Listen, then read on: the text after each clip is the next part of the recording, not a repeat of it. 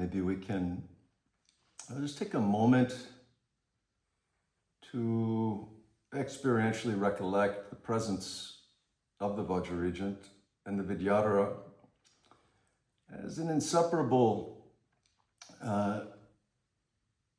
force or power of transmitting the awakened state. In particular, as Lady Rich and the board of directors of the Library and Archive and all of the assembled sangha people of the Library and Archive at this point, as you've gathered and come back to the root of our lineage, which is Trungpa Rinpoche's seat in that room,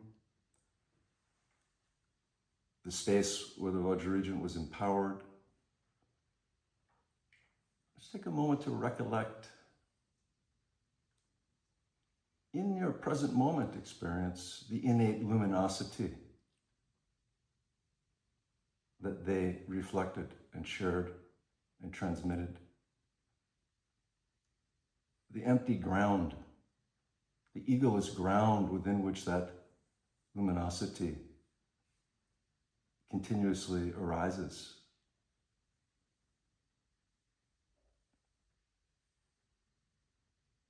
The egoless, selfless ground.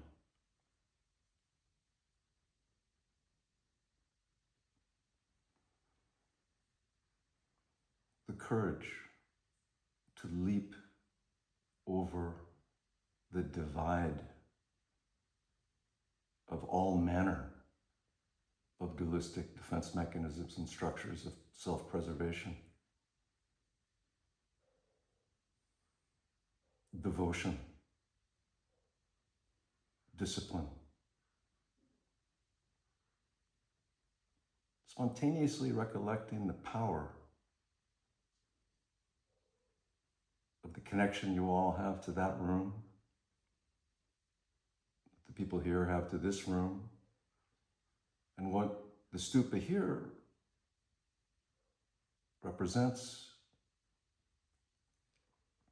which is the inseparability of the Vajra Regent, the Vidyadhara, the Karmapa, His Holiness Dilgo Khyentse Rinpoche, Trungpa Rinpoche, Tilo, Naro, Marpa, Mila, Lord of Dharma, Gyampopa, Maitripa,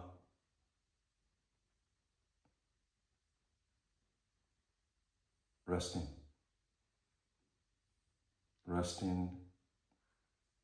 in the grace and kindness of mind without reference point.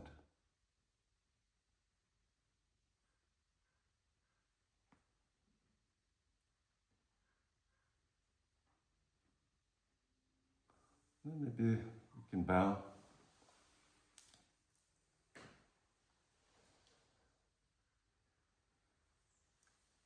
Again, I'm very grateful to Lady Rich for this opportunity to be present in this Zoom Datu kind of way, Karmazong, with all of you. 35 years. 35 years. Like a dream, like an illusion. As it said, like a city of Gandharvas. In the midst of all the various changes that we've all been through, my intention today was to point right at our interdependence. Not so much the karmic interdependence, but the tendril, the awakened interdependence, the unified family interdependence. At a moment when Lady Rich yesterday asked the two questions, do you think the era of lineage and devotion is over? Question mark. Do we need a pluralistic worldview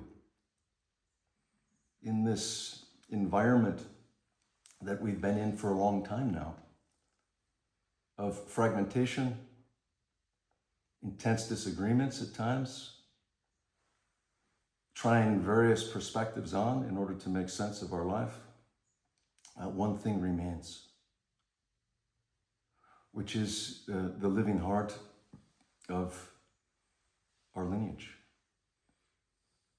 Watching a bit of the video today, I'm reminded on this day, again 35 years later, of just how deeply ingrained the training, the time with the Vajra Regent, the time with various lineage holders, the trips across the world to seek further understanding, how it all comes together to create an increasingly intense experience of bodhicitta. And the full evolution of that bodhicitta, for me today, has been simply wanting to say hello and suggest that we lay down what's wrong. We lay down the burden of having to seek some kind of a higher ground or a different ground.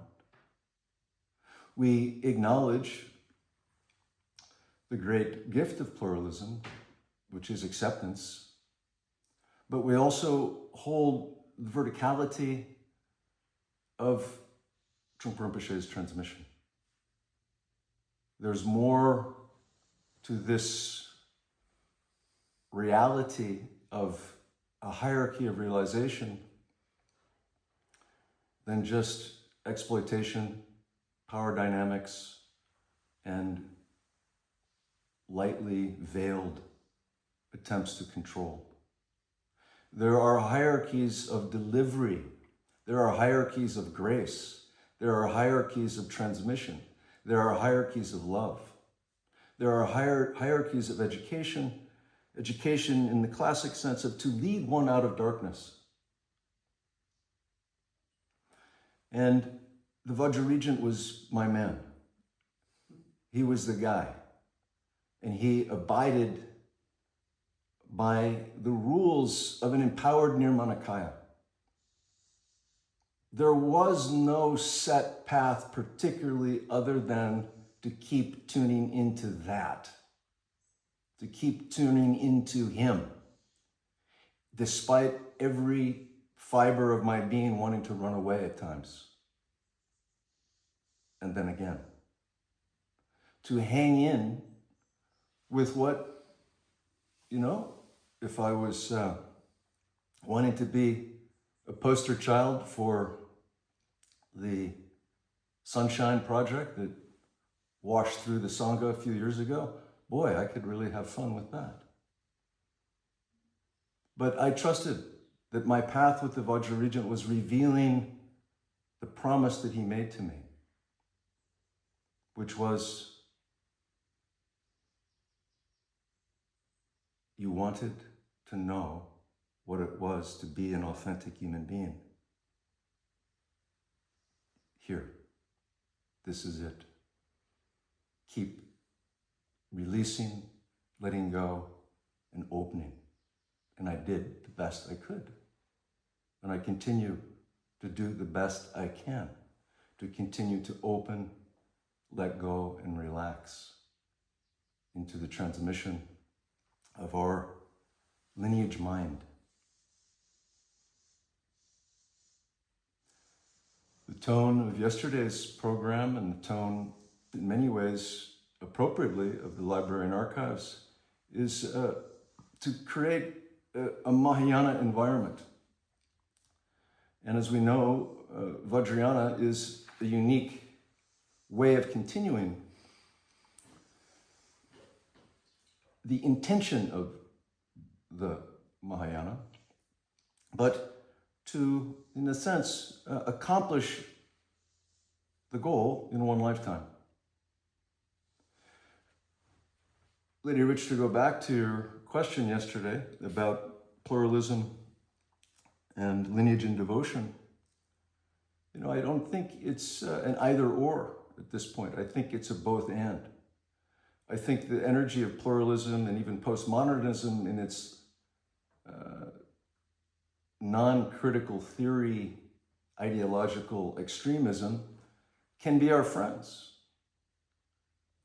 In my conversations about these topics with a person I still consider a great spiritual friend to me and teacher, Dzogchen Punlap Rinpoche, a helpful distinction is that people come to the Dharma looking for a variety of forms of relief. And there are dharmas that are intended to be consistent with the goal of improving one's ego, or refining one's ego, or refining one's relative truth, purifying one's relative truth, making progress, growing, evolving beyond self-defeating behaviors. But still within the context of wanting to own it, still within the context of needing to identify with it as me and mine. I'm me and mine. And, you know, we look at a website like Sam Harris's Waking Up website, or we look at various attempts to blend non-dual mindfulness or effortless mindfulness and psychology and various forms of, again, improvement. These can be very important. These can be very helpful for people, and it seems to be the psychic, you might say, center of gravity that exists in a place like Boulder or Ojai or Santa Barbara or San Francisco or a variety of other places. But the unique characteristic of our Mahamudra lineage, the unique characteristic of the Vajrayana, is that one makes a complete and total commitment to the path of liberation. Liberated from what? Liberated from I, me, and mine. Liberated from the self-contraction. Liberated from holding back on taking the view of Buddha Dharma as the working hypothesis of one's life. Within the context of critical theory, there is no such thing as an overarching narrative which can be seen as valid. Any overarching narrative from that point of view is seen as just another form of reinforcing hierarchy, reinforcing an elite power group that holds the overarching narrative and enforces it. And that needs to be exposed. It needs to be revealed as hypocritical and not worthy of coming into union with.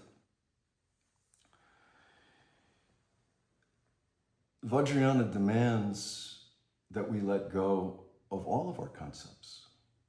From the point of view of Trungpa Rinpoche's original teaching that sort of put him and his teaching on the spiritual map, perhaps in the most definitive way, cutting through spiritual materialism. The question we have to ask is, what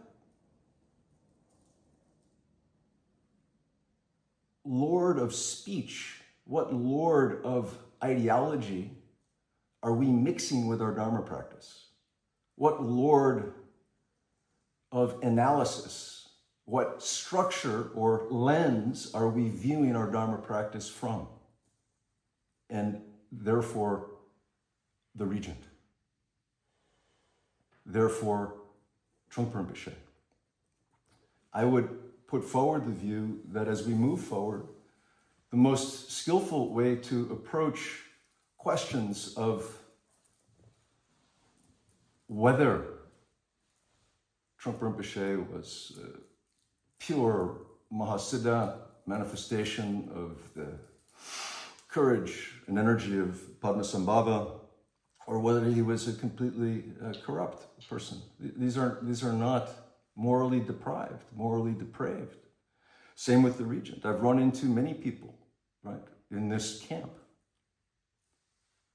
I would suggest that the answer, right, is to change one's lens and view our own path and our teachers and our Vajrayana inheritance from the two great pioneers of bringing a full three yana vision of Dharma to the West, that we understand that Trungpa Rinpoche in particular, inseparable from the Vajra Regent, was a crazy wisdom yogin.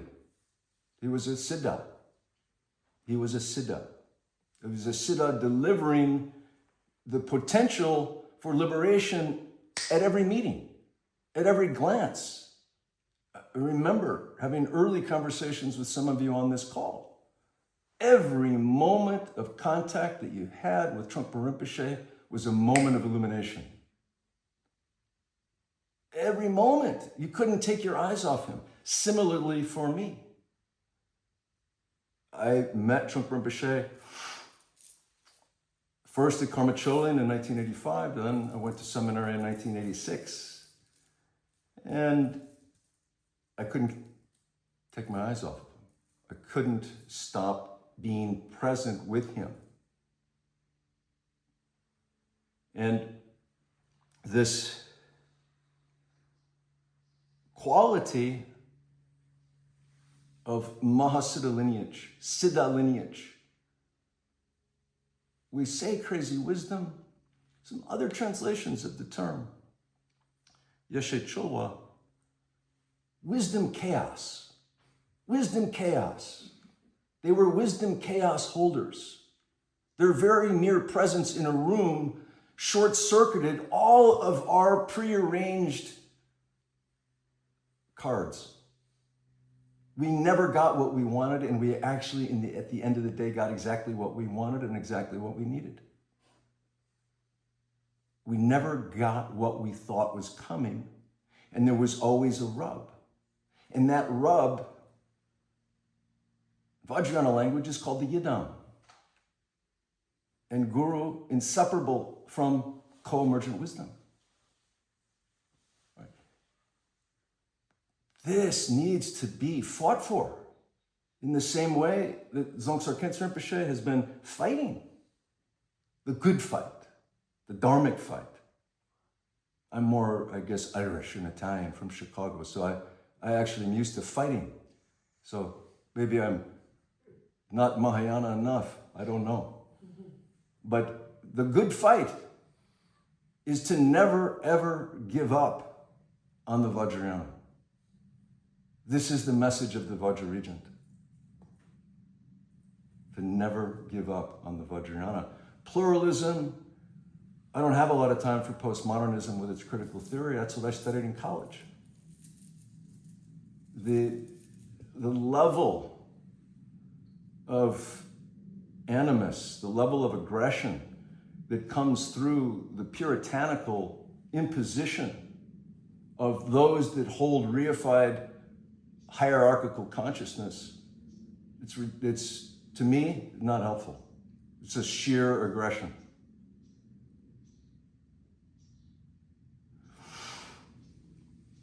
We must make a distinction, and we cannot democratize the Vajrayana.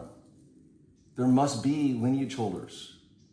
There must be people who are willing to devote their life to continuing the vision, to continuing creating space where something is self-known immediately, and at the same time, a path to transform the relative structures of karmic ignorance, aggression, craving, passion, etc.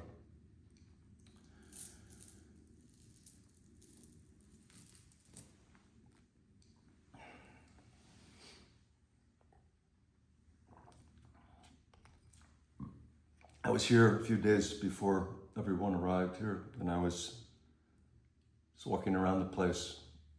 It was empty. And I came into the shrine room, I don't know if you can see this little box here. In the box was the Regent's locket. It's what he wore around his neck. And in particular, I have vivid memories of encountering him with that locket. And in the center of the locket is one of the Vajra's teeth. So that tooth of the Vajra survived the Vajra's cremation. It went inside the Regent's locket, which he wore until the day of his cremation, and then was cremated with him.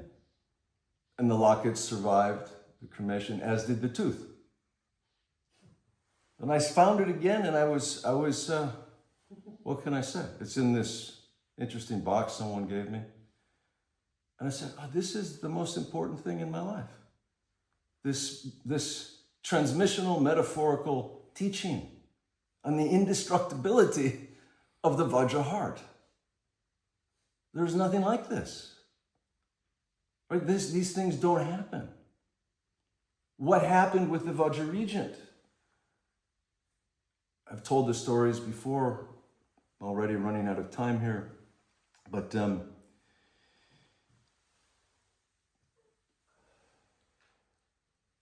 I'm still unpacking what happened in about a 2-year period of time from the moment he asked me formally to be his lineage holder, to the moment he died in San Francisco, to the moment I put his legs in the full lotus position so that he could begin his samadhi on Mission Street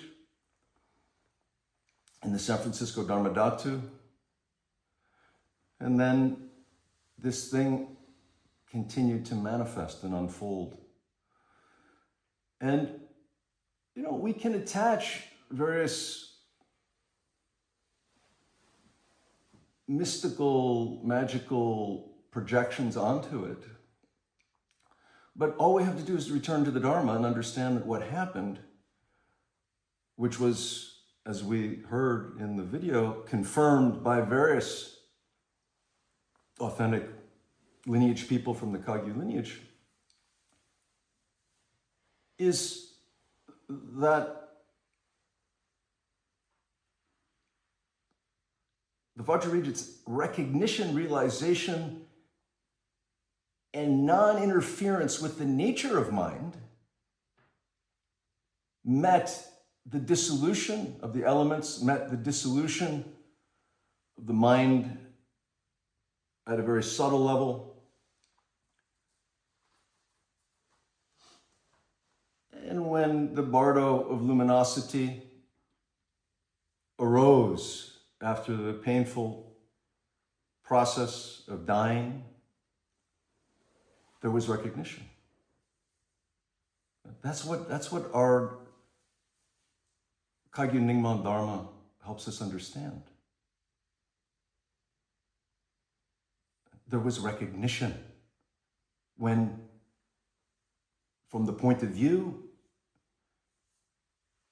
of a karmically loaded, subtle body embedded in lack of recognition or ignorance, when it meets the bardo, it blacks out. There is no samadhi. There is no warmth at the heart. And as Lourdes mentioned in the video, she felt the heart.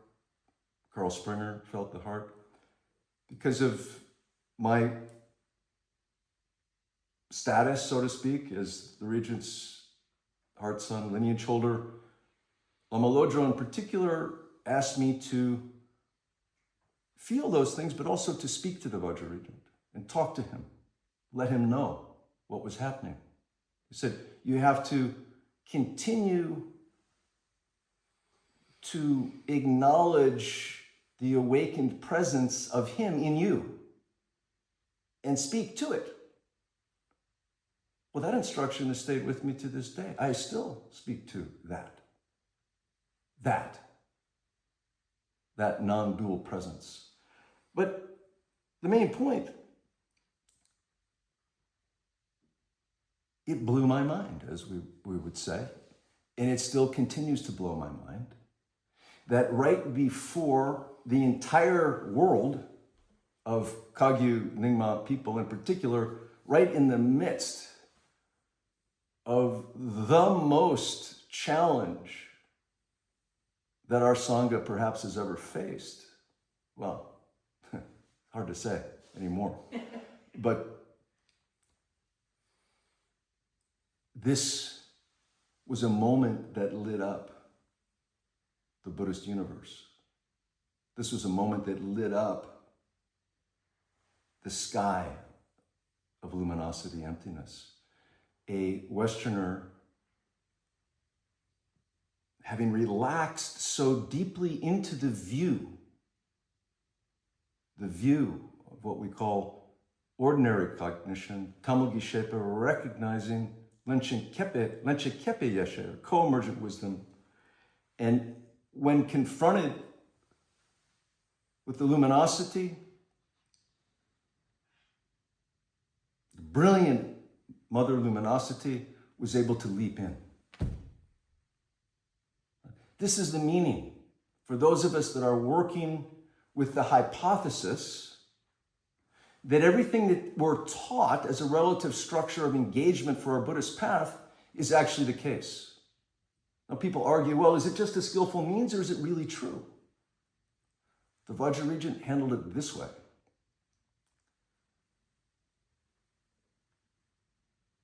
2 weeks before he was taken to the hospital in San Francisco for the final time, there was a Sangha member named Alan Marlowe dying at Rocky Mountain Dharma Center of the same disease that the Regent ultimately died of. And he had been on the brink of it for a few days, and the Regent wasn't feeling well and was kind of like putting off getting on the phone with him. And at a certain point, we just said, look, sir, he's gonna die here. It's not gonna last that much longer. Would you like to talk to him? And I had been with him for days in a row. This was near the end of the retreat. There weren't that many people in there. And I was very tuned in to what was going on with his body and his emotions and his mind. He was basically in pain and depleted. And get him on the phone. Let's go. Get him on the phone. Got him on the phone. Regent sat up, and it was again, the whole room opened up. The luminosity, the spaciousness, the lungta came. Got on the call. Alan, my good friend, whether you believe in all of it or not, this is what you need to do. There's 2 ways to die. One is with form and one is without form. One is purely from an essence Mahamudra or Dzogchen point of view, and the other is from the point of view of generation and completion stage practices.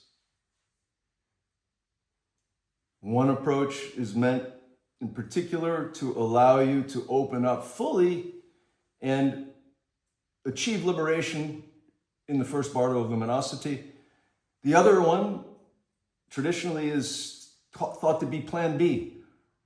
If you don't fully liberate in the first bardo, then the remainder of what needs to find its own karmic zone of familiarity or contraction, the quality that wants to contract, finds itself in this very difficult bardo of becoming.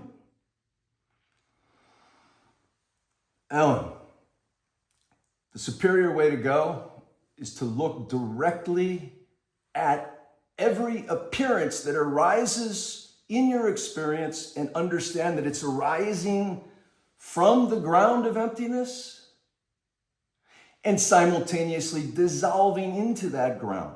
There's nothing other than that. There is no outsideness, right? There isn't anything outside. There's just this. The seeming appearance of this and that is made of fear. Look right at it. Look again. Look more intensely. Let go. Keep letting go, Alan. Keep letting go.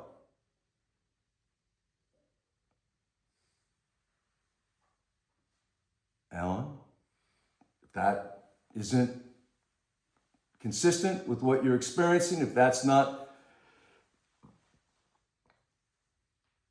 what you need, then visualize the guru on top of your head. Visualize yourself as the yidam. And imagine the essence of your luminous awareness in the heart center as a small bindu, and shoot it up into the space above you, over and over and over and over again. And then relax in what was articulated in the first style. And ironically, many years later, as I was studying Punna Rinpoche's book, Mind Beyond Death, I came across it. Plan A and Plan B. And towards the end of the book, it suggests, hey, this is a really good strategy for Vajrayana people, that is, as we're training for what we all are inevitably facing, and again, perhaps the single most important message of Parinirvana, everything dies, everything changes, everything transforms. We too are the Vajra Regent. We too will be facing the exact same difficult circumstance that he did. He's laid out a groundwork. He's laid out a framework experientially for us to emulate. And this is the nature of our Vajrayana path.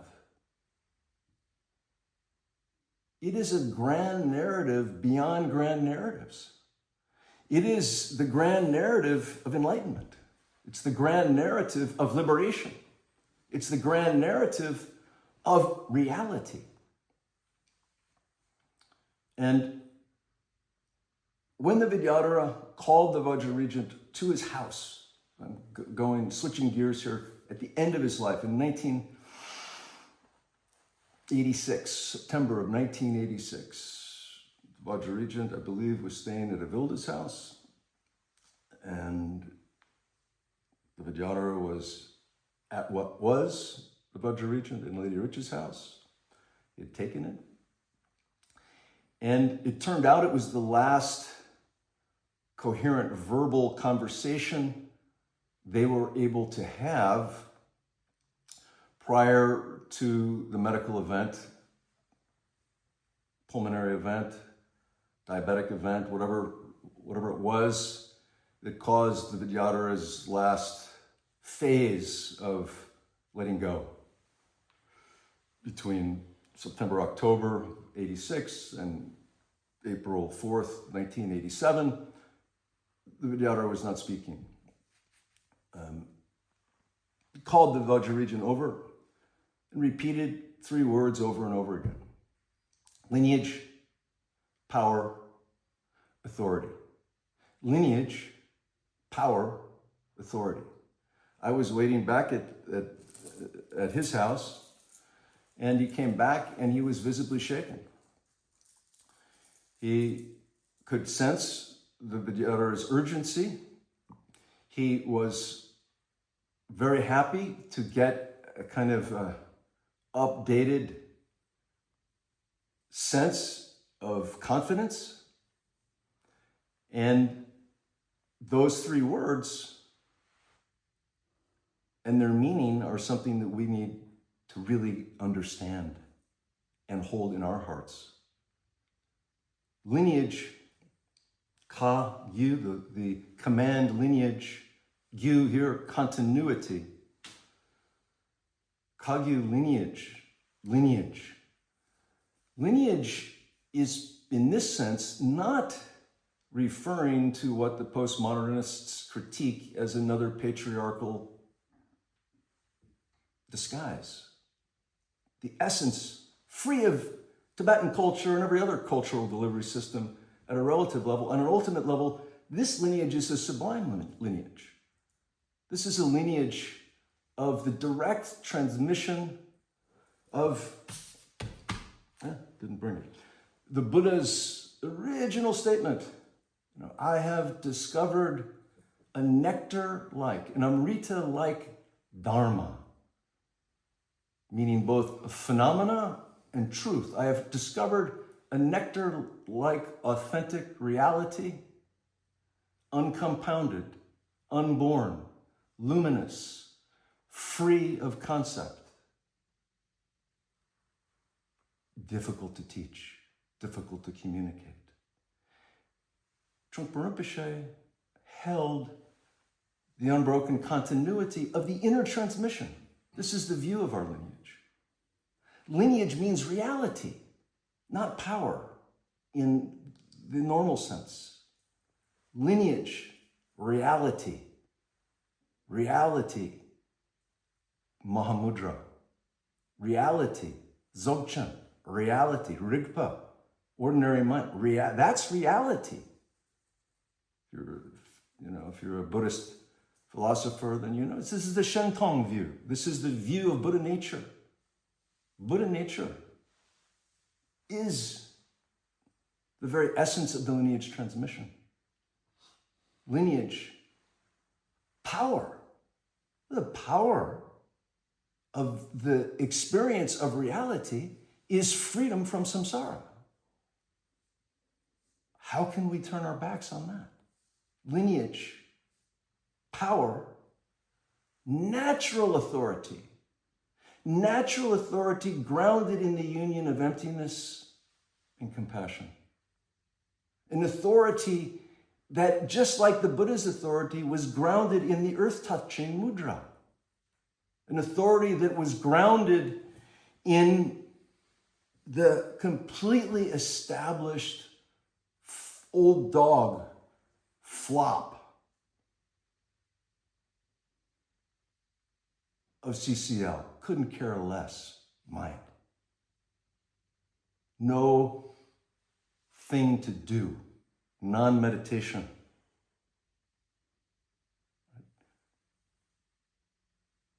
When the Regent taught,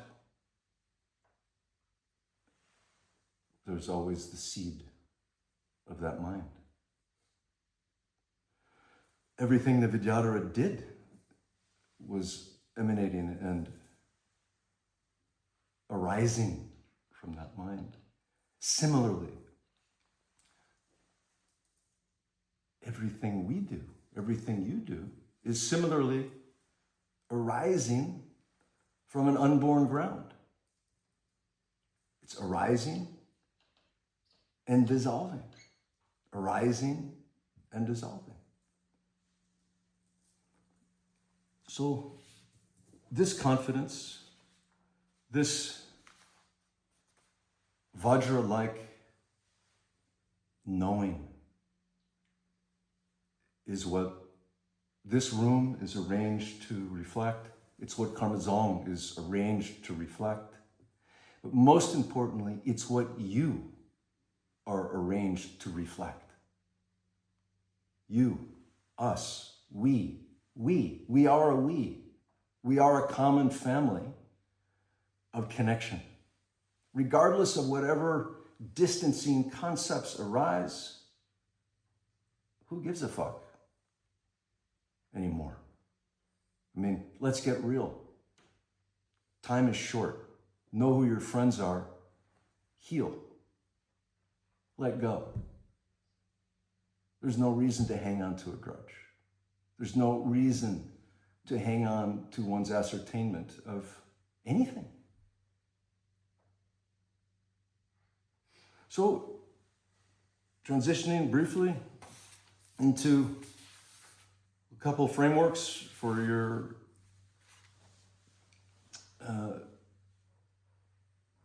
Parinirvana practice.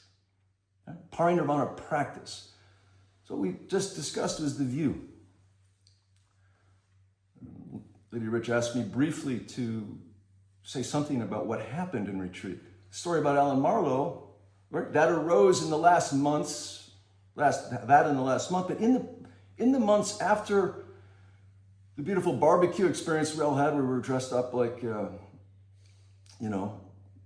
like Randy Sunday would, with a cowboy hat on and all of that. It's good to see you, by the way, Randy. I'm looking right at you here. After that, which I think was in April, late April of 1990, then May, June, July, and August were the last months of the Regent's life. And to let you know, at the beginning of that retreat, he thought perhaps he was going to live for 6 or 7 more years. He lived for 3.5 more months. There were 2 trips up to San Francisco to see doctors. First one was to find one and to get on the most cutting edge meds for AIDS. The second trip was the last trip, where pneumocystis pneumonia took him. But during this time, he was studying in accord with His Holiness Dilgo Khyentse Rinpoche's instruction to him. Rest in the view, have compassion. Relax. Trust all the instructions you've received. Recognize that to relax into the nature of mind is to embrace the path of non-doing. Emptiness, aimlessness, signlessness are the 3 doors to liberation that are spelled out clearly in the Mahayana Sutras and are what the Mahamudra and Dzogchen Upayas write on. Emptiness, signlessness, aimlessness, non-doing, insight-based. Meditation isn't. Getting used to is. Right? That was the Regent's practice. Lying in bed, practice.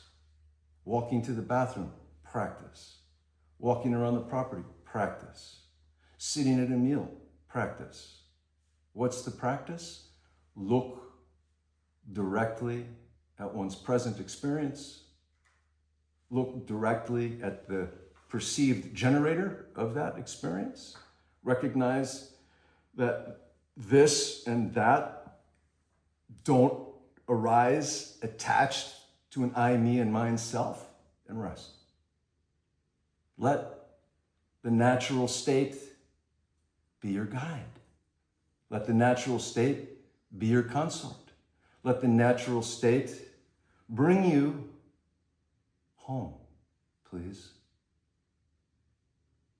It's the only thing, according to this Dharma, that will bring us home into what the Buddha referred to as the true heart's release. The Vajra Regent studied Shabkar's Flight of the Garuda, and he studied, and I would often read to him from Tulku Ujin's work, particular book called Vajra Heart. And this spark that I started to understand with him at that time has been the primary path I've chosen, right, which is Essence Mahamudra Dzogchen understanding of this nature of mind practice to continuously join whatever it is we're doing. I saw him do it. I saw the Vajra Regent do it. And he also, as Lady Rich and I were remarking, he came to a deeper and more nuanced appreciation of the Lojong practice. He remarked that once upon a time when I was more firm or more healthy, I really preferred the absolute bodhicitta slogans much more. I really liked them, and I wasn't really paying full attention to the depth and the power of the relative. Not only that, but now I realize the full depth of Tonglen practice. And this union of nature of mind and empathy, benevolence, compassion.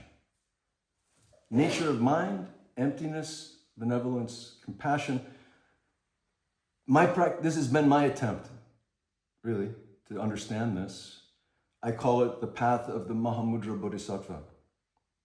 The path of the Mahamudra Bodhisattva. This is the animating archetype, you might say, of my life, which is him. In particular, him at the end of his life. The Mahamudra Bodhisattva. Kind of like Vimalarikirti, the great Mahayana Bodhisattva, layman person, who took many different forms to manifest the same message. And this was what he did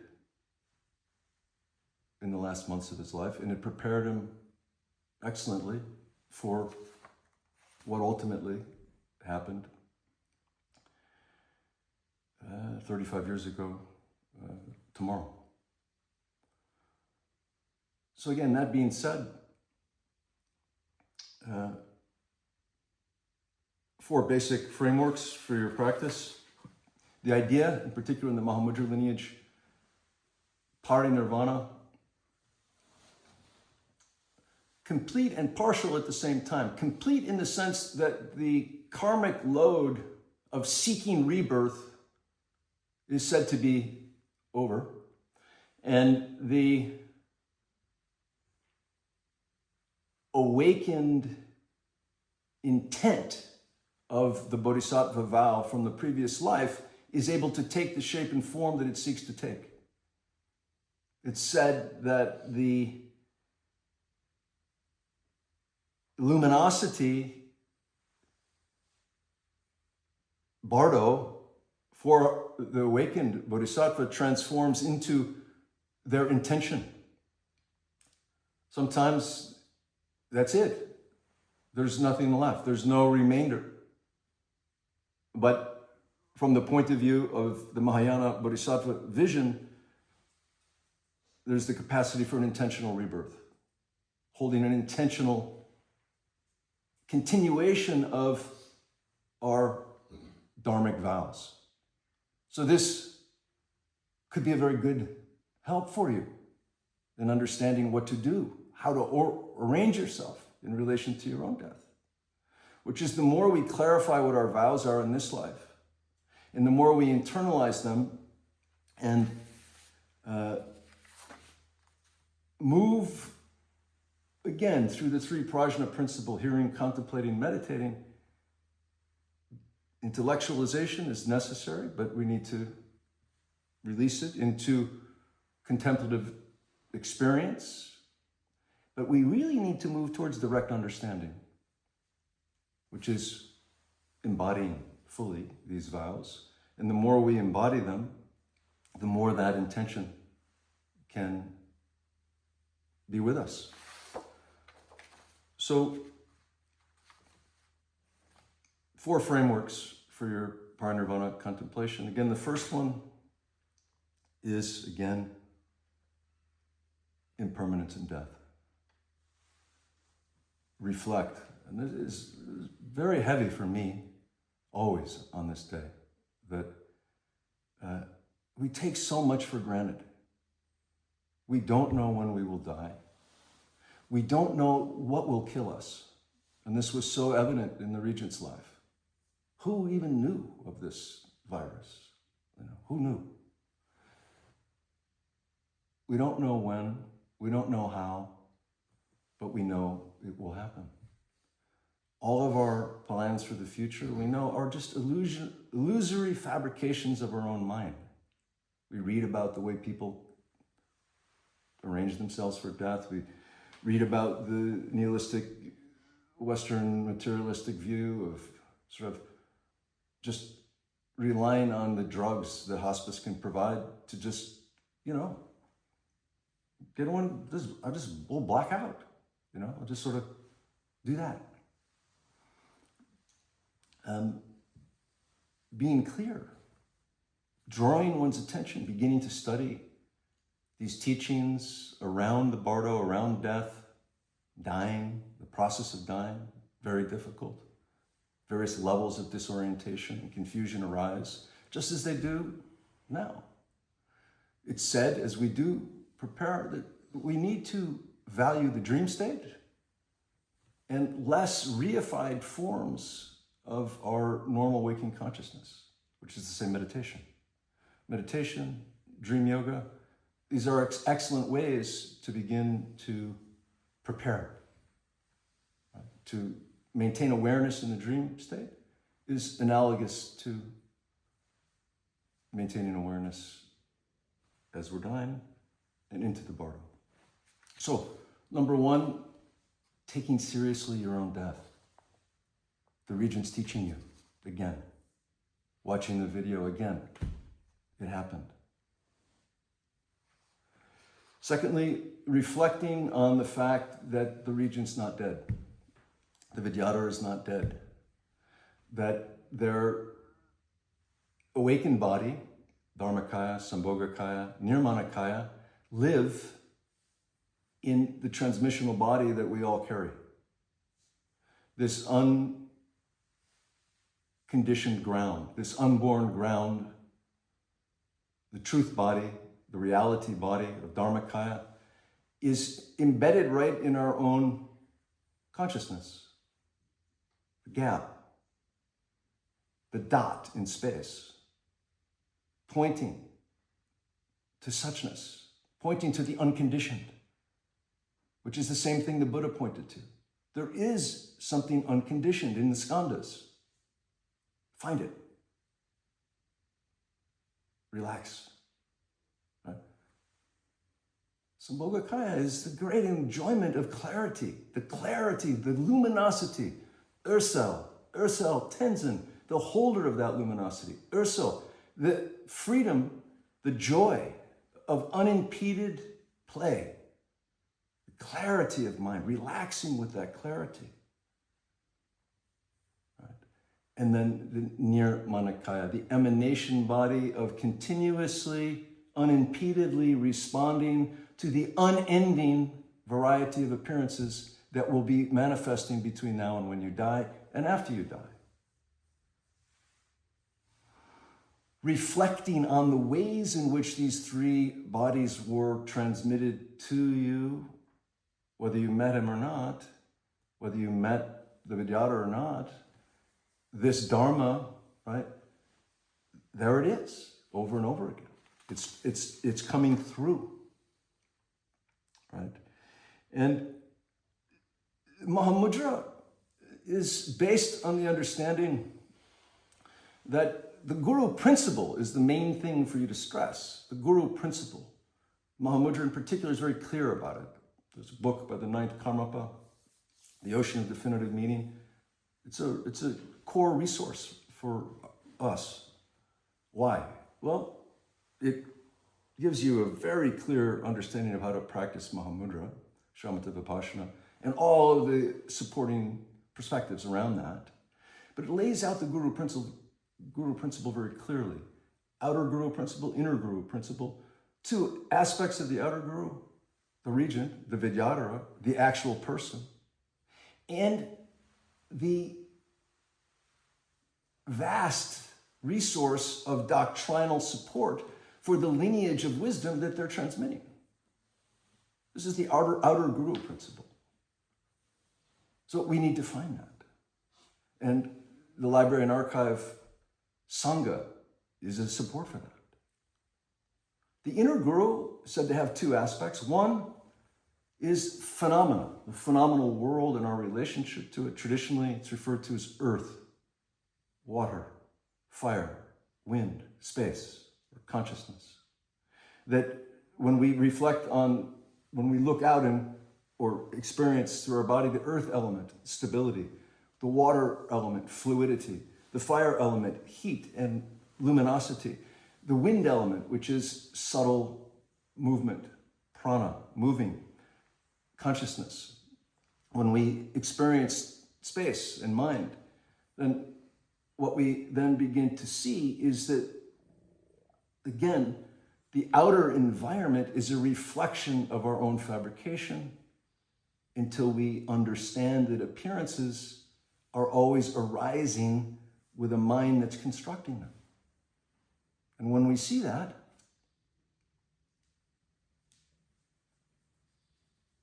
it's a sublime experience, which leads us into then the innermost guru, which is the nature of mind itself.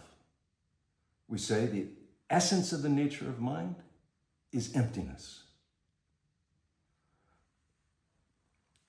The nature of mind is luminosity. The manifestation is the unceasing display. When we recognize and rest in the nature without having to interfere, we enter into the non-meditation yogas of our tradition. There's a term for those who have been around and like to study these things, amanasikara. It's the transmission from my Tripa to Marpa, that Marpa gave to Naropa, that was carried through our lineage and held by the Vidyadhara, and also Trungpa Rinpoche, Khenpo Sodron Jamson Rinpoche, Pumlap Rinpoche. No mental engagement. No mental engagement. It came through our lineages, ground Mahamudra transmission. No mental engagement. Ultimate Guru. After the Regent's death, I went to India with the Sakyong. We're trying to figure out what the hell was going on. We went and saw His Holiness Dilgo Khyentse Rinpoche. I brought a bunch of gifts. In particular, I brought a tanka that Greg Smith had painted of Padmasambhava, thinking Khyentse Rinpoche would love that. And he laughed at it. And his consort wife, they both were laughing as I, presented these gifts. And then Mathieu Ricard, the translator, came in and we started chatting and told him what was going on in Ojai. And then it got serious. And he was sitting on a relatively low throne, no one else in the room, except his wife sitting a little bit away from him, now trying to be a little bit serious. And Mathieu, and His Holiness had met me once before in Bhutan. You remembered that, and we had met in Boulder. And he looked at me and he said, "You don't think this old man sitting in this throne is the guru, do you?" And I was flummoxed. I was like, what the hell's he talking about? What does he mean? Of course I think you're the guru. Help me. Do something. This is a very difficult situation. What to do? He said, the guru is in you.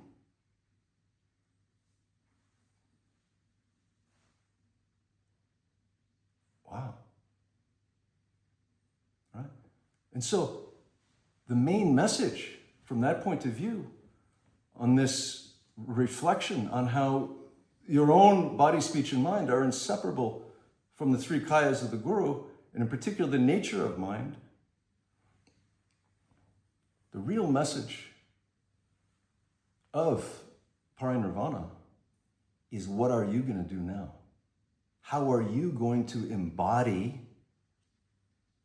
the Buddha activity, the love, and the cutting edge Vajra of Vajrayana Prajna to wake up to the best of your ability and to be real?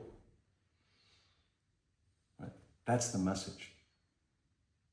Don't project your awakening into the future. Don't look to the past for what was wrong. Recognize right now there is the opportunity. Last point, rousing sacred outlook and healing samaya. Rousing sacred outlook, healing samaya. This to me was the main intention of showing up for Lady Rich today and showing up in this room with you. This term, samaya, the sacred bondage of one's mind, is how it was defined to me by the Vajra Regent. The commitment based on sacred outlook or pure perception. The commitment based on seeing the inseparability of guru and mind and the inseparability of sangha and guru's mind.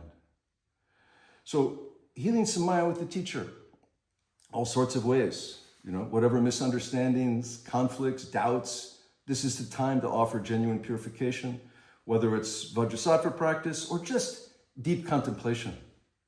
Oftentimes, some quality of Tonglen as self-compassion in terms of what we talk about in the sevenfold offering at the Mahayana level as acknowledgement or confession, sometimes it's translated, but an acknowledgement that you've been holding on to a resistance to, what is it? It's a thought. It's a narrative. We hold on to subtle narratives which keep us at a distance from loving the teacher as it unfolded in our life.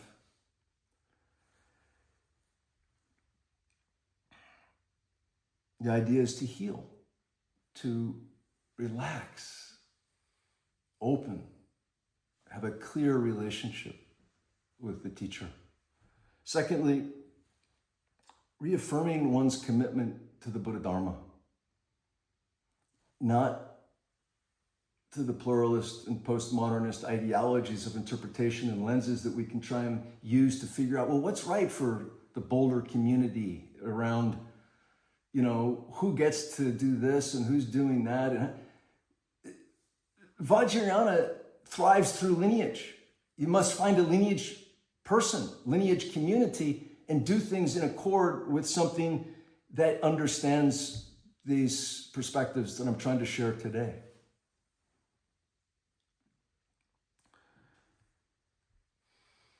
If you can teach, try and teach.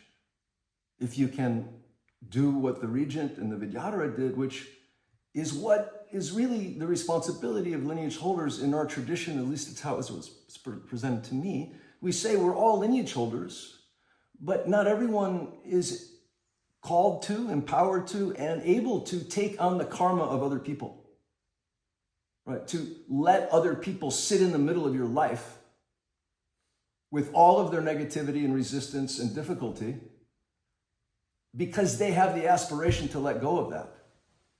And they don't. And then they do, and then they don't, and then they do, and then they don't. And they argue with you, and they call you names, and they think you're this, and they think you're that. That's this lineage, right? Allowing a space for genuine transformation to occur. No one ever loved me like he loved me. No one was willing to accept my, doubly reinforced, heavy-duty Chicago defense mechanisms better than him. And that still is my guiding light in this life. Yes, someone sees you. Someone's here with you. Someone loves you in this way. But as he used to say, and it's like, I love you, but that other thing has to go. Sorry. In our living room here is the big no calligraphy. In order to say yes to the sublime Dharma, in particular of Mahamudra, there needs to be a big no. If there's no big no, there can be no big yes. I've learned this the hard way. And I've tried to teach the few people that are my students this. Without no, there's no yes. And the Regent taught me that. My gosh. Oof. And the last point, healing the connection, healing the samaya with the sangha. This is my offering, Lady Rich, to you, to the library and archives. I'm looking at Robert Krupnick, looking at Mary Louise Barrett. I'm looking at Randy Sunday right now. I'm looking at someone named Amy Sweeney. I'm looking at Louis Martin. Looking at John Crow. I'm looking at Wendy Steiger, Tom Pantaleone, Susan Ryan. I'm looking at Robert Kennedy. Wow. I'm looking at Tom again, Malcolm, Cynthia, Claude Zachary, David Sanford. It's a nice picture, David. We're not disconnected. It's not disconnected. It's connected. And again, I told Lady Rich the other day, in terms of the Dharma mandala of Trungpa Rinpoche, you know, those of you who've been around for a while, you'll understand this statement. Lady Rich, you're my queen. You're my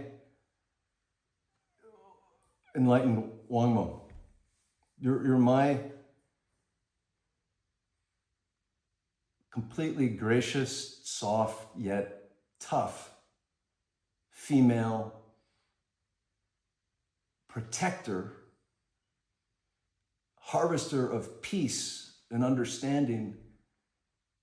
And you've done it this weekend again. You've done it now. You've done it today. The only reason I'm here is because of you.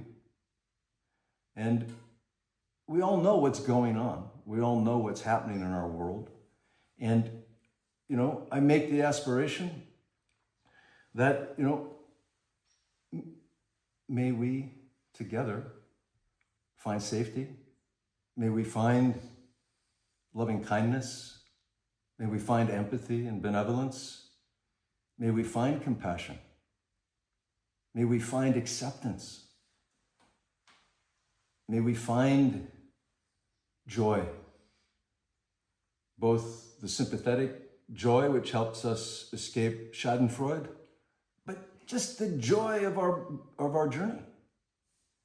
And may we find the self-existing equanimity at the heart of Trungpa Rinpoche's smile, at the heart of the Vajra Regent's posture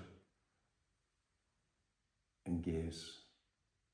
May together may we understand that we should be dedicating, we could dedicate our practice to just this coming together again of fragmented, in some cases fractured connections. But it's never too late to heal. Even if it's just healing your projection, that's helpful in one family.